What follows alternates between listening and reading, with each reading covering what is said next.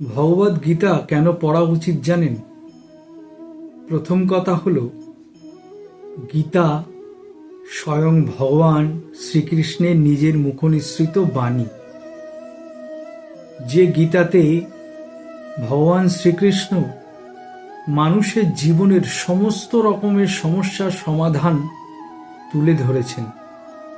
গীতার মধ্যে এমন কোনো উত্তর নেই যা মানুষের জীবনে, ধরুন আপনার মাথাতে এমন কোনো প্রশ্ন এলো, সেই প্রশ্নের উত্তর আপনি খুঁজে পাবেন না গীতাতে, তা হয় না।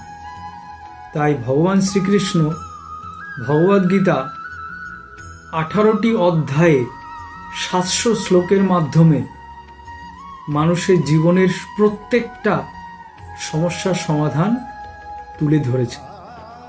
কিন্তু বর্তমান সময়ে আমরা বিভিন্ন রকমের সমস্যায় ভুগছি, সমস্যা থেকে নিজেদেরকে বের করতে পারছি না।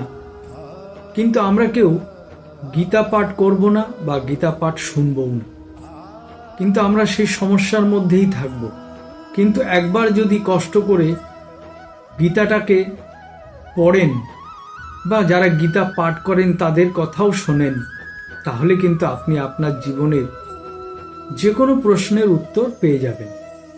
তবে পুরো গীতাটা আপনার শুনতে হবে বা পড়তে হবে, তবেই আপনি আপনার জীবনের সমস্ত সমাধান পেয়ে যাবেন। কিন্তু আমরা কেমন জানেন, আমরা সমস্যায় থাকব, বিপদে থাকব, কিন্তু গীতা পড়ব না। আমরা কেমন জানেন, মরুভূমির উটের মতো। উটরা কি করে?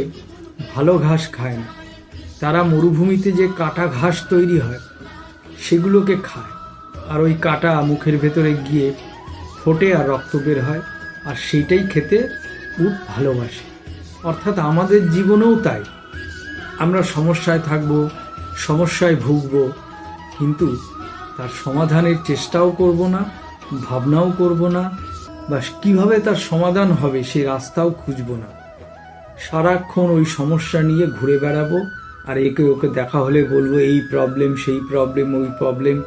আর যত আপনার প্রবলেম আপনি মানুষকে বলবেন, সেই সময় সে আপনার দিকে তাকিয়ে শুনবে, কিন্তু সে মনে মনে হাসবে, আনন্দ পাবে।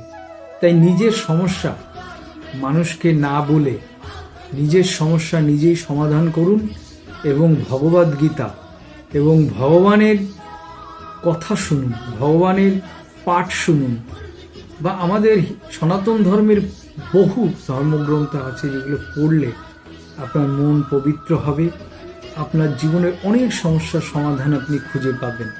আর যদি আপনি সদ্গুরুর শিষ্য না হন, দীক্ষিত না হন, তাহলে আপনি একজন সদ্গুরুর দীক্ষা নিন, তার আশ্রয়ে চলে যান, তার চরণের ঠাঁই নিন, তাহলেই দেখবেন আপনার জীবন পরিবর্তন হয়ে গেছে। রাধে রাধে।